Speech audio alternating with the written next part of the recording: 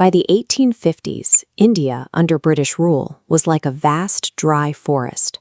Decades of heavy taxation, loss of local sovereignty, and harsh military discipline had created an environment of extreme tension, just waiting for a spark. That spark arrived in 1856, when the British Army issued a new weapon to its troops, the Enfield rifle. To load this rifle, a soldier had to bite off the end of a paper cartridge to pour the gunpowder into the barrel. The paper was coated in grease to protect the powder from moisture. The problem was the ingredients. The grease was made from cow and pig fat. For the Hindu and Muslim soldiers serving in the army, being forced to taste this grease directly violated their most sacred religious beliefs.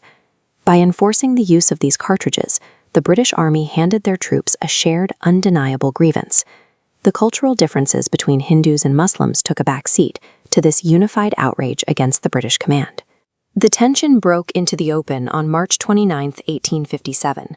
A Hindu soldier named Mangal Pandey, stationed in Barrackpore, explicitly refused to bite the cartridges or load his weapon. The British response was absolute and brutal. They arrested Pandey, put him on trial, and hanged him on April 8th.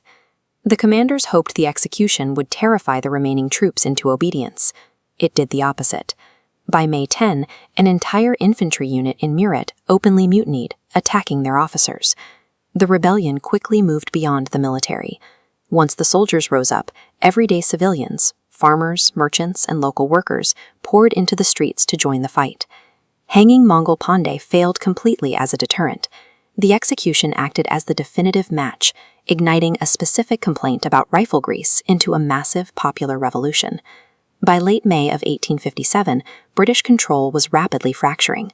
Full-blown armed resistance erupted across multiple major cities. This stylized map shows the massive scale of the uprising, with fires of rebellion igniting in specific pockets across the northern and central parts of the subcontinent. In Delhi, the rebels rallied around the last Mughal emperor, Bahadur Shah Zafar. They placed him at the head of the movement to give their fight a powerful, symbolic leader. To the southeast in Kanpur, the local leader Nana Sahib and his brilliant military commander Tatya Tope pushed the British forces to the brink of collapse. Further east, Begum Hazrat Mahal took command of the uprising in Lucknow, while Kunmar Singh led the charge in Jagdishpur.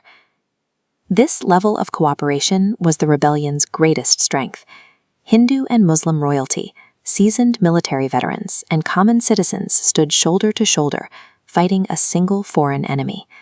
We can see the fierce dedication of these leaders clearly in the city of Jhansi, where the resistance was organized by Queen Rani Lakshmi Bai.